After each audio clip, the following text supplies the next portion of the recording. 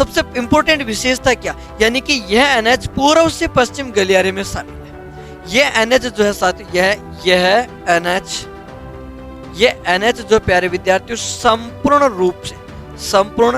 रूप से जो है ना प्यारे विद्यार्थियों, संपूर्ण रूप से पूर्व से पश्चिम गलियारे में शामिल, यानी पूर्व से जो पश्चिम गलियारा है साथियों, तो पूर्व से पश्चिम गलियारा जो है प्यारे विद्यार्थियों के गलियारे में जो है साथियों शामिल है। यानी जो पूर्व पश्चिम जो कॉरिडोर है प्यारे विद्यार्थियों, इसमें कौन सा राष्ट्रीय राजमार्ग शामिल है, तो वो आपका राष्ट्रीय राजमार्ग शामिल हो जाएगा NH-27। दूसरा बिंदु याद रखिएगा साथियों कि यह NH जो है प्यारे विद्यार्थियों, एक स्थान का नाम लिखवा रहा हूं मैं आपको, पिंडवाड़ा। ये पिंडवाड़ा जो है प्यारे विद्यार्थियों, पिंडवाड़ा से जो है साथियों, पिंडवाड़ा से उदयपुर के मध्य, यानी पिंडवाड़ा से उदयपुर के मध्य की अगर अपन बात करेंगे प्यारे विद्यार्थियों, तो पिंडवाड़ा से उदयपुर के मध्य कौन से दर्रे से गुजरता, तो दर्रे का नाम है साथियों का हाथी गुड्डा, यानी हाथी गुड्डा की नाल। ये हाथी गुड्डा की नाल जो है प्यारे विद्यार्थियों दर्रे से गुजरता है। और दूसरा पॉइंट हो जाएगा साथियों कि अगर अपन आगे बढ़ते हैं तो उदयपुर से, यानी कि उदयपुर से चित्तौड़ के बीच की अगर अपन बात करेंगे साथियों, तो उदयपुर से चित्तौड़ के मध्य जो है प्यारे विद्यार्थियों, ये आपके देबारी दर्रे से गुजरता है, यानी ये देबारी दर्रे से गुजरेगा साथियों। ये आप विशेष याद रखिएगा। यानी पिंडवाड़ा से उदयपुर के मध्य तो हाथीगुड्डा की नाल दर्रे से गुजरता है, और उदयपुर से चित्तौड़ के मध्य ये राष्ट्रीय राजमार्ग देबारी दर्रे से गुजरता है। आगे लिखते हैं, भारत में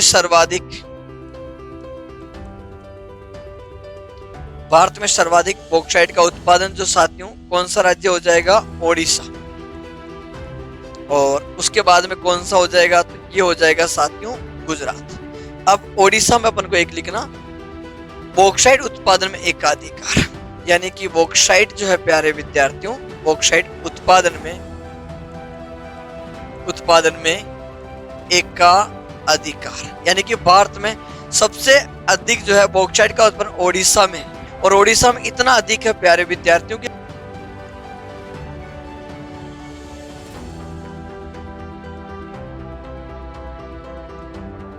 नेल्लोर आंध्र प्रदेश,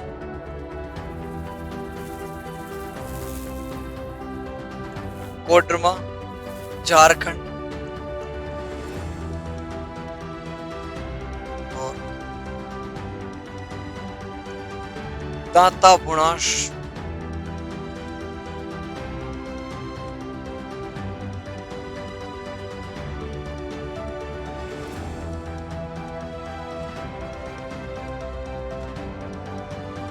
राजस्थान।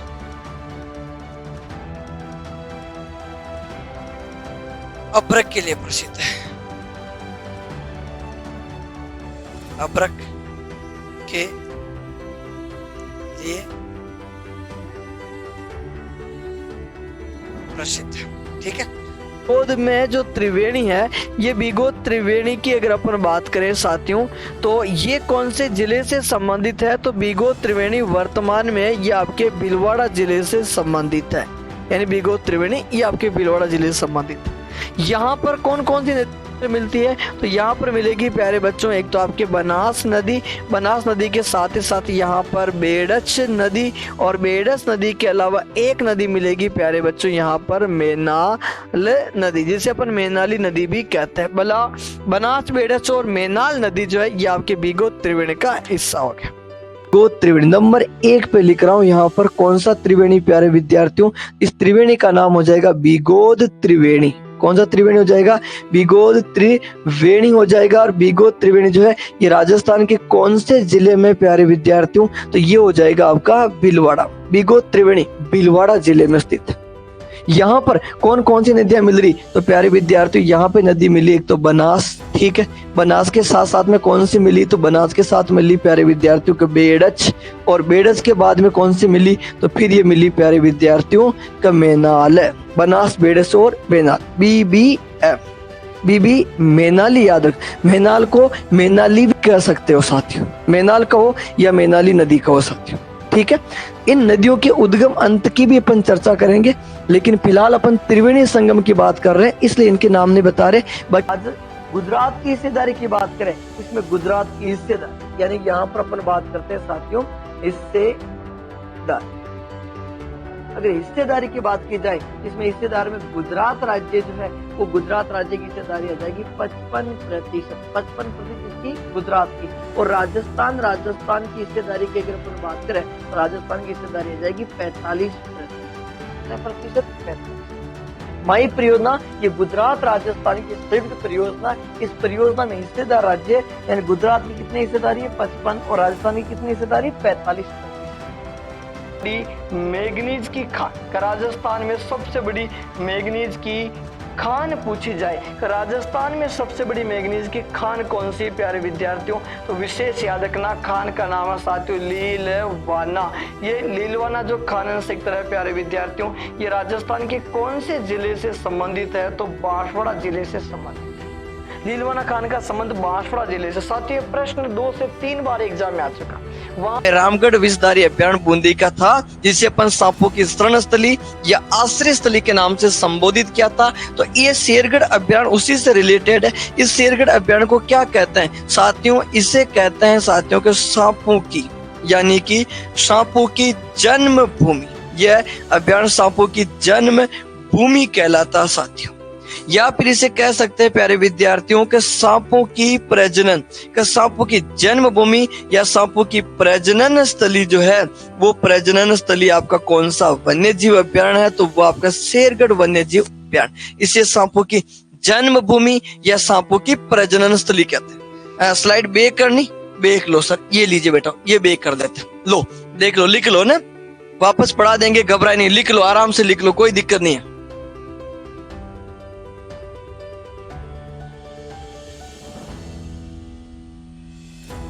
लिख लिया, बेक कर दी मैंने स्लाइड को ना। और वैसे पीडीएफ मिल जाती, क्लास के साथ ही पीडीएफ मिलती है, वहां से भी लिख लिया करो। और वैसे मैं तो बहुत स्लो पढ़ा रहा हूं यार, आप लिखा भी करो ना मेरे साथ साथ, या ऐसे बना लिया करो ना। आगे चले, हाँ बिल्कुल पीडीएफ से लिख लिया करो यार। हाँ नेक्स्ट, ठीक है साहब, ठीक, आ जाओ, इधर आ जाओ।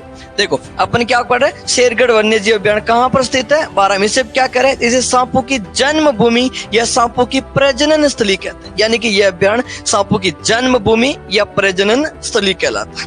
ठीक है, इस चीज को और समझिएगा। देखो जैसे कि माना कि यहाँ पर ये कोई जंगल है, समझना साथियों, यहाँ पर ये जंगल है, इस जंगल पे यहाँ पर जो है इस प्रकार से ये पेड़ पौधे, देखो ये पेड़ पौधे हो गए, मैं समझा रहा हूँ, ये आपको बनाना नहीं है, अरे भाई इसे मत बनाने बैठ जाना, मैं आपको कुछ पॉइंट लिखवाना चाह रहा हूँ, उसके लिए समझा रहा हूँ।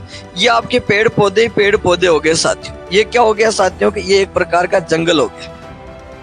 अब इस जंगल में जो है ना, यहाँ से जैसे इस जंगल में इस प्रकार से पत्थर जो होते हैं ना, पत्थर, ये पत्थरों का अपन एक मचान बना दिया। ये क्या कर दिया कि यहाँ पर पत्थर इकट्ठे किए और एक चबूतरे जैसे, ये क्या हो गया साथियों के पत्थर जो है वो पत्थर का क्या बन गया साथियों के मचान बन गया साथियों। इस पत्थर के मचान पर बैठकर कोई भी व्यक्ति, इस गिलहरी के बारे में अभी समझाऊंगा, ये उड़ती कैसे वो भी अपन देखेंगे, सब देखेंगे इसके बारे में।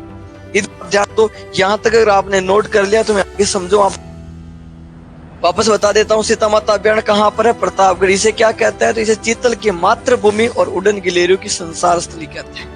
भारत में हिमालय के बाद सर्वाधिक जड़ी बूटी वाला अभ्यारण्य अगर आपसे पूछे तो चित्तौड़गढ़ में प्रतापगढ़ में सीता माता अभ्यारण्य। राज्य में सर्वाधिक जड़ी बूटियां वाला अभ्यारण्य भी कौन सा, और सीता माता अभ्यारण्य। और राज्य में सर्वाधिक जैव विविधता वाला अभ्यारण्य भी कौन सा, सीता माता अभ्यारण्य। और मैंने शुभंकर बताया आपको, जयपुर का शुभंकर कौन, चीतल, और प्रतापगढ़ का शुभंकर कौन हो गया, उड़न गिलहरी। यहाँ तक सभी ने नोट कर लिया ना साथियों। तो एक अभ्यारण्य कंप्लीट और कर लिया अपन ने। कौन सा अभ्यारण्य पढ़ा, बस्सी अभ्यारण्य। बस्सी अभ्यारण्य क्या विशेषता कि बस्सी अभ्यारण्य कहाँ पर है, चित्तौड़गढ़ में। यह अभ्यारण्य चीतल की चहल पहल के लिए प्रसिद्ध है। NH27 इस अभ्यारण्य के किनारे से गुजरता साथियों। इस अभ्यारण्य में अरावली और विंध्याचल पहाड़ियों का विस्तार, मतलब कि इसमें विंध्याचल वाली पहाड़ियां भी देख सकते हो, अरावली वाली पहाड़ियां भी देख सकते हो। इस अभ्यारण्य में जालेश्वर महादेव का मंदिर है और बस्सी डैम स्थित है। नदियां कौन कौन सी बहती है? ओराई नदी बहती है, दोराई नदी बहती है और ब्राह्मणी नदी बहती है। यानी कि इसमें ओराई नदी बहती है, ब्राह्मणी नदी बहती है और दोराई नदी बहती है। साथियों, यहाँ तक जो पढ़ाया मैं वापस आपको बता रहा हूँ एक बार। अब इसमें पहला पॉइंट लिखिए वनावरण, यानी कि वनावरण, और एक पॉइंट लिखिएगा प्यारे विद्यार्थियों का वृक्षावरण। देखो साथियों, ये नई रिपोर्ट है, आपसे पूछ सकते हैं। वनावरण और वृक्षावरण जो है ना साथियों, ऐसे करके 2 पॉइंट बनाइएगा, एग्जाम में पूछा जा सकता है साथियों। विशेष तौर पे याद रखिएगा, यानी कि 16655 वर्ग किलोमीटर। साथियों ध्यान देना, वर्ग किलोमीटर की बात कर रहे हैं। और दूसरा पॉइंट हो जाएगा 8733 वर्ग किलोमीटर। यानी कि अगर आपसे पूछे कि राजस्थान में कुल वनावरण कितना है, तो एक यानी 16,655 वर्ग किलोमीटर, जबकि वृक्षावरण पूछे तो 8,733 वर्ग किलोमीटर। वनावरण और वृक्षावरण अलग याद रखना। पर यहाँ क्या होता है साथियों, यहाँ पर गन्ने के अलावा, यानी यहाँ पर जो है साथियों, गन्ने के अलावा क्या होता है साथियों, कि गन्ने के अलावा चुकंदर से चीनी बनती है साथियों। किससे बनती है साथियों? गन्ने के अलावा चुकंदर से चीनी बनाई जाती है। तो गन्ने के अलावा चुकंदर से भी क्या बनती है प्यारे विद्यार्थियों? चीनी बनाई जाती है। वो कारखाना कौन सा है? तो गंगानगर शुगर मिल की अपन बात कर रहे हैं। ये कहाँ पर है साथियों? ये गंगानगर में। देखो पहला कारखाना कौन सा था? The Mewar sugar mill, Bhopal Sagar Chittor. स्थापना कब हुई? 1932। हालांकि इस 1932 वाली जो है, ये मेवाड़ शुगर मिल नाम जो है ये 1940 में दिया गया था। मेवाड़ शुगर मिल, भोपाल सागर चित्तौड़, स्थापना 1932 में हुई थी। होता है क्या साथियों, उदयपुर के जो महाराणा होते हैं वो लाइसेंस जारी करते हैं, फिर रमाकांत मालवीय और बंशीधर राजदूत है झुंझुनू वाले, वो मिलकर इस कारखाने की स्थापना करते हैं। फिर ये कारखाना थोड़ा विकट परिस्थिति से जूझ रहा होता है, तो उस वक्त इनको बेच दिया जाता है धानिया ब्रदर्स को। और धानिया ब्रदर्स जो है वो इस कारखाने को, ये जो मेवाड़ शुगर पहाड़ी की बात करें प्यारे विद्यार्थियों, एक पहाड़ी हो जाएगी आपके चंदवाड़ी। ये चंदवाड़ी जो पहाड़ी है ये आपके कहाँ पर है? तो चंदवाड़ी पहाड़ी हो जाएगी साथियों 12 प्रमुख पहाड़ी, चंदवाड़ी पहाड़ी 12। एक आपके पहाड़ी और भी है सतूर।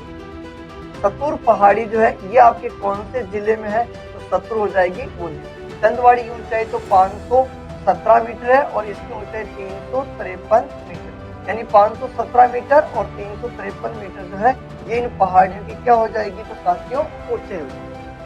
दक्षिणी पूर्वी पठारी बाग की औसत ऊंचाई कितनी? 500 मीटर। यहाँ पर जो प्रमुख पहाड़ी सेक्टर की बात करें तो चंदवाड़ी पहाड़ी 12 में, सतुर पहाड़ी कहाँ पर होगी साथियों? तो ये बूंदी में। एक तो 517 और एक आपके 353 मीटर। अगर यहाँ के प्रमुख यानी प्रमुख दर्रे की बात करें तो दक्षिणी पूर्वी पठारी बाग में दर्रे, तो दर्रे कौन कौन से हो जाएंगे? तो एक दर्रे का नाम तो साथियों रामगढ़ दर्रा हो जाएगा। रामगढ़ के अलावा एक दर्रे का नाम हो जाएगा लाखेरी दर्रा। एक दर्रे का नाम है खटखड़, एक दर्रे का नाम है जेतावास। ये आपके दक्षिणी पूर्वी पठारी भाग में दर्रे। जैसे दर्रे क्या होते हैं, मैंने आपको पहले ही बता रखा था कि ये इस प्रकार से जो पहाड़ी होते हैं उनमें बीच में गैप आ जाता है और ये वापस यहाँ पर ये पहाड़ी आ जाती है। तो ये जो गैप आया ना, इसे अपन क्या कह रहे हैं? दर्रे। पहाड़ी भागों के मध्य जो तंग रास्ते होते हैं उन्हें अपन कहते हैं साथियों दर्रे। इस प्रकार से टेढ़े मेढ़े करके रास्ते जो आ रहे हैं, इन रास्तों को अपन क्या कह रहे हैं? दर्रे कह रहे हैं।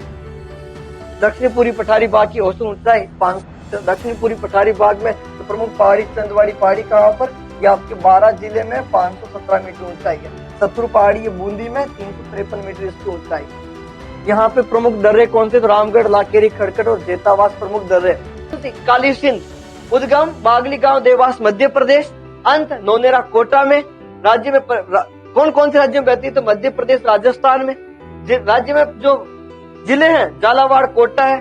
राज्य में प्रवेश बिंदा रायपुर से करती है। राजस्थान में लंबाई 145 किलोमीटर है और इसकी सहायक नदियां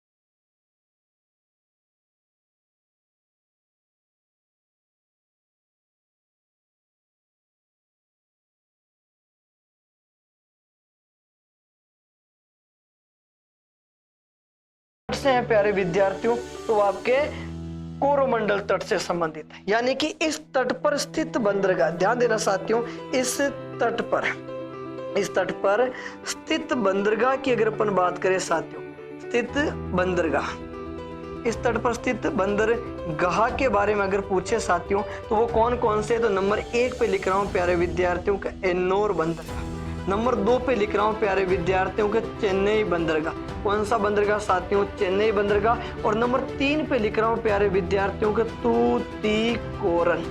तूतीकोरन। साथियों विशेष ध्यान देना, इन बंदरगाहों का उत्तर दक्षिण क्रम भी पूछा गया है। ये जो बंदरगाह है इनका उत्तर दक्षिण क्रम भी पूछा गया कि उत्तर में कौन सा, दक्षिण में कौन सा। अभी और भी आएंगे, मछलीपट्टनम, विशाखापट्टनम, पारादीप बंदरगाह, उत्तरी सरकार पे भी आएंगे साथियों, हल्दिया बंदरगाह, कोलकाता। तो इन सभी बंदरगाहों का जो उत्तर दक्षिण क्रम भी आपको याद रखना होगा। पूछा जाए कि सबसे, यानी कि सबसे बड़ा दून पूछे प्यारे विद्यार्थियों, तो सबसे बड़ा दून कौन सा हो जाएगा? तो उसका नाम हो जाएगा देहरादून। सबसे बड़ा दून कौन सा साथियों? तो देहरादून। यानी कि लघु हिमालय व शिवालिक हिमालय के मध्य जो घाटियां, भाई यहाँ पर ये कौन सा भाग आया? तो ये हो जाएगा साथियों आपका लघु। ये कौन सा हिमालय हो जाएगा? तो इसका नाम हो जाएगा लघु हिमालय की बात हो रही है। और ये कौन सा हो जाएगा साथियों? तो ये आपके शिवालिक हिमालय की बात हो रही है। यहाँ पर घाटियां, उन घाटियों को उत्तराखंड राज्य में पूर्व की तरफ देख रहे हो तो उनको दुआर कह रहे हैं, जो पश्चिम की तरफ जा रहे हो तो उन्हें दून कह रहे हैं, जैसे देहरादून, पाटली दून, कोटली दून। इनमें सबसे बड़ा दून कौन सा साथियों? देहरादून। कश्मीर घाटी के बारे में बात हो रही है कि ये महान हिमालय और पीर पंजाल श्रेणी के मध्य स्थित है। यहाँ पर करेवा मिट्टी का जमाव अधिक है और यहाँ पर केसर की खेती होती है, जाफरान केसर की खेती होती है सर्वाधिक मात्रा में, और इसी कारण इस घाटी को केसर क्यारी के नाम से भी जाना जाता है। पर्वत चोटी, यानी कि इसकी सर्वोच्च पर्वत चोटी की बात की जाए साथियों, इसकी सबसे ऊंचा शिखर कौन सा? तो उसका नाम है नामचा बरवा। यानी इसका सबसे ऊंचा शिखर कौन सा? तो नामचा बरवा है साथियों। नामचा बरवा जो है ये कहाँ पर है? तो ये आपके अरुणाचल प्रदेश में है, जिसकी ऊंचाई 7,756 मीटर जो है ना प्यारे विद्यार्थियों, ये इसकी ऊंचाई है। यानी इस हिमालय का सर्वोच्च शिखर जो है वो आपके कहाँ पर, क्या नाम उसका? तो इसका नाम है साथियों नामचा बरवा। ये आपका नामचा बरवा साथियों। यहाँ पर आपने पढ़ा था प्यारे विद्यार्थियों का माउंट एवरेस्ट पढ़ा। यहाँ पर आपने पढ़ी प्यारे, ये आपने पढ़ी थी साथियों कौन सी? कि नंदा देवी पढ़ी। और यहाँ पर पढ़ा था साथियों नंदा पर्वत। ठीक है, 4 हिमालय की सर्वोच्च पर्वत चोटियां भी आपको याद रखनी। केंद्रीय ऊंट प्रजनन, यानी कि अगर आपसे पूछा जाए केंद्रीय ऊंट अनुसंधान, केंद्रीय ऊंट अनुसंधान केंद्र के बारे में पूछे कि केंद्रीय ऊंट अनुसंधान केंद्र जो है प्यारे बच्चों ये कौन सी जगह है? तो ये आपका जोहड़बीड़ जो है साथियों, जोहड़बीड़। और जोहड़बीड़ राजस्थान के कौन से जिले से संबंधित है साथियों? तो ये आपके बीका, यानी कि केंद्रीय ऊंट प्रजनन केंद्र पूछा जाए या केंद्रीय ऊंट अनुसंधान संस्थान के बारे में पूछे तो ये आपके जोहड़बीड़ बीकानेर में। वृद्धि वाले जिले, राज्य में सर्वाधिक जनसंख्या वृद्धि वाले जिलों की अगर अपन बात करें तो साथियों यहाँ पर बाड़मेर के साथ में एक और लिख लेते हैं साथियों के जैसलमेर। बाड़मेर और जैसलमेर 2 नाम लिख लेते हैं भाई, कई बार क्या होता है कि एक से काम नहीं होता, तो यहाँ पर अपन 2 लिख लेते हैं, बाड़मेर और जैसलमेर। ठीक है, बाड़मेर में कितनी है? तो बाड़मेर की वृद्धि दर रहेगी प्यारे विद्यार्थियों को 32.5% और जैसलमेर की रहेगी प्यारे विद्यार्थी 31.8%। 32.5 और 31.8 दो जिलों के अपन यहाँ पर नाम लिख रहे हैं। ठीक है, और रही बात आपके न्यूनतम की अगर अपन बात करें तो न्यूनतम जनसंख्या वृद्धि दर जो साथियों वो गंगानगर की है। और गंगानगर के साथ में एक और लिखना चाहो तो आप लिख सकते हो झुंझुनू। गंगानगर में कितनी? 10.0% और यहाँ पर 11.7% की वृद्धि। राज्य में सर्वाधिक जनसंख्या वृद्धि वाले जिले कौन से? तो बाड़मेर जैसलमेर है। न्यूनतम जनसंख्या वृद्धि वाले जिले कौन से? तो गंगानगर और झुंझुनू है। यहाँ पर इनके वृद्धि प्रतिशत भी आप लोगों को याद रखना साथियों। क्रम में साथियों का रामगढ़ विषधारी, ये आपका रामगढ़ विषधारी अभ्यारण्य। रामगढ़ विषधारी अभ्यारण्य जो है ये राजस्थान के कौन से जिले में है साथियों? तो ये आपके बूंदी जिले में। रामगढ़ विषधारी अभ्यारण्य कहां पर स्थित है? बूंदी।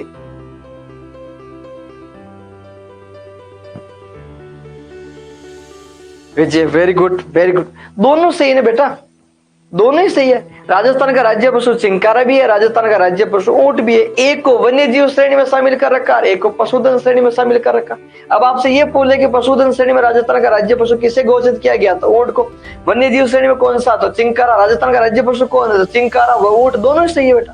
ठीक है, चलो रामगढ़ विषधारी अभ्यारण्य बूंदी में।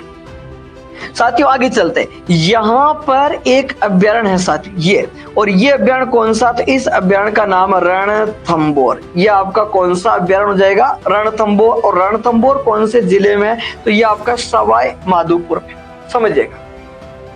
रणथंभौर भी बनाया मैंने, रामगढ़ विषधारी अभ्यारण्य बनाया। अब समझना, यहां थोड़ा समझना, देखो क्या रहेगा कि रामगढ़ विषधारी अभ्यारण्य में इस रणथंभौर अभ्यारण्य के कुछ जीव जंतु आकर यहाँ निवास करने लग जाते हैं।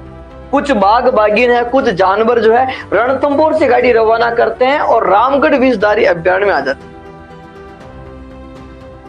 हाँ, देश का 52वां और राजस्थान की चौथी बाघ परियोजना यही है। अभी लिखवा दूंगा बेटा ना, एक मिनट में कुछ समझाना अलग चाह रहा हूं, वो ध्यान दो। इस रणथंभौर अभ्यारण्य के कोई भी बाघ बाघिन है वो यहाँ से गाड़ी रवाना करते हैं और इस अभ्यारण्य में आकर निवास करने लग जाते हैं। इसी कारण तो ये रामगढ़ विषधारी अभ्यारण्य जो है, यानी कि यह अभ्यारण्य जो है ना साथियों, यह अभ्यारण्य रणथंभौर, ध्यान देना, यह अभ्यारण्य रणथंभौर अभ्यारण्य का जो है ना, रणथंभौर अभ्यारण्य का बच्चा घर कहलाता साथियों। यानी बच्चा घर जो है वो किसे कहते हैं? तो रामगढ़ विषधारी अभ्यारण्य। वैसे मैं कुछ किस्मों के नाम लिखवा रहा हूं आपको, यहां पर आप भी लिख लीजिए। मक्का की प्रमुख किस्म, मक्के की प्रमुख किस्में, ठीक है। तो मक्के की प्रमुख किस्में में अगर अपन बात करें तो जैसे दो नाम तो आपने पहले ही लिखे हुए, एक तो आपका कौन सा का माही कंचन, ठीक है। माही कंचन के अलावा एक नाम हो जाएगा साथियों माही धवल, माही कंचन माही धवल। इसके अलावा एक नाम ये भी मिलता साथियों के मेगा के अलावा एक नाम नवजोत नवजोत के अलावा साथियों के दक्कन है, दक्कन के अलावा साथियों हिमालय है। एक नाम है विजया बस्ती हो जाएगा। एक नाम गंगा वन हो गया। एक हो जाएगा साथियों गंगा 2 हो गया। एक नाम W126 हो गया। इसके अलावा सविता हो गया, ठीक है। सविता के अलावा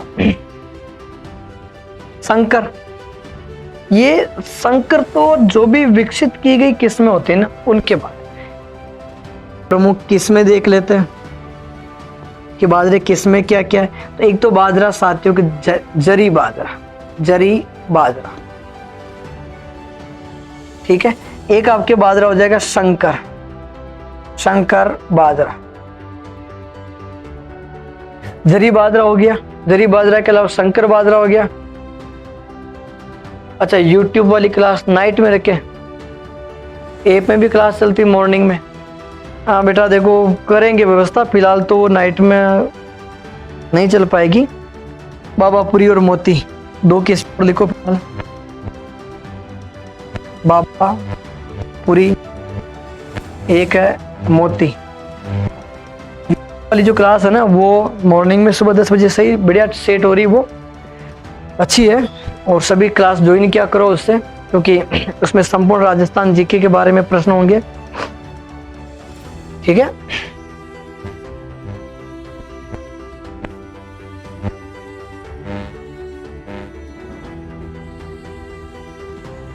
और एक RCB2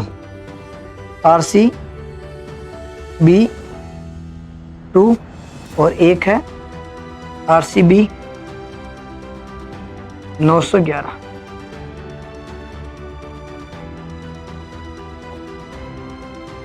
ये बाजरे की कुछ प्रमुख किस्में।